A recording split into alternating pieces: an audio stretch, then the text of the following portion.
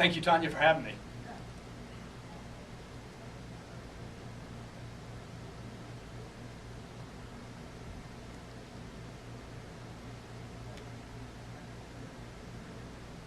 Yeah, what's happening right now is people are a bit crushed by the illusion that, good times aren't here anymore.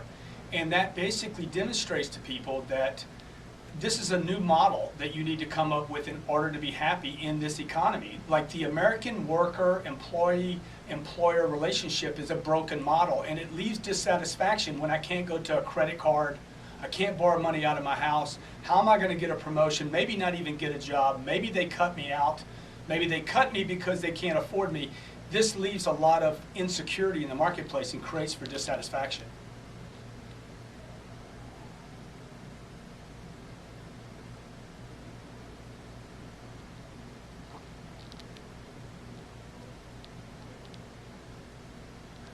Exactly, but how many times will somebody show up for one of those job fairs before they're like, God, look, there's 2 positions and there's 80,000 people here.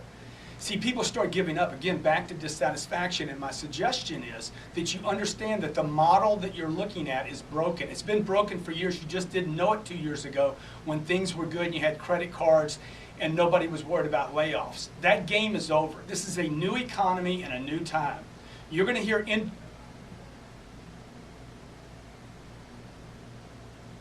somebody looking for work or somebody that wants to be sure they keep their job must become dominant in the thinking of the people that are hiring.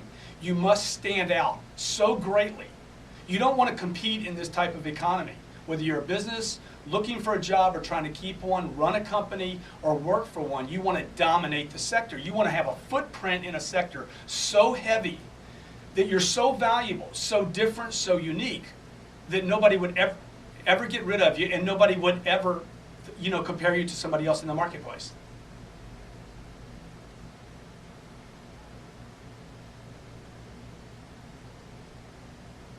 Well, look, America was formed, it was created on optimistic people. It was created on entrepreneurial spirit.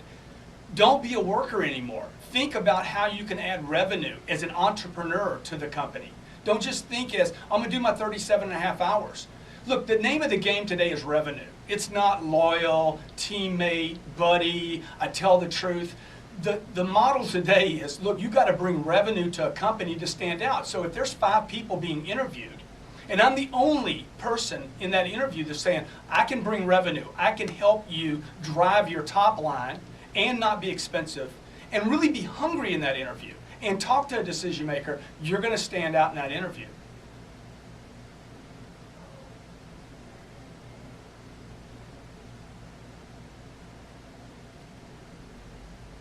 No, I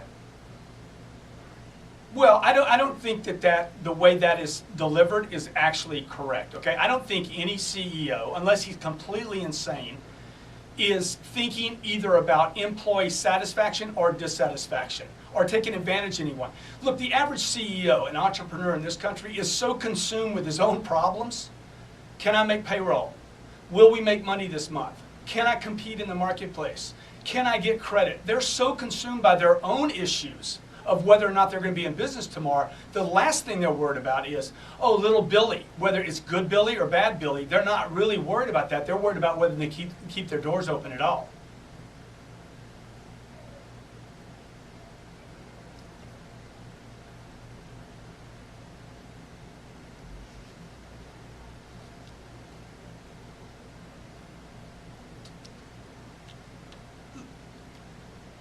No, look, when you're target focused and when you're winning, forget the money for 1 second, because there's not a lot of money out there. The only time you're going to hear people winning are in individual businesses that are winning. You're not going to hear mass numbers of the population winning. Winning is the key now. So if I go to work and I win on the project, if I actually get a client that maybe they didn't have, the winning is what people are not experiencing now that they may have been experiencing years ago, that they're not having now. The more you win, the more optimism you're going to have, the more positive you're going to be, the more valuable you're going to become to the company. And again, if you can win revenue, especially the desired revenue for the company, look, you're going to be valuable and not be let go, and know that you have security.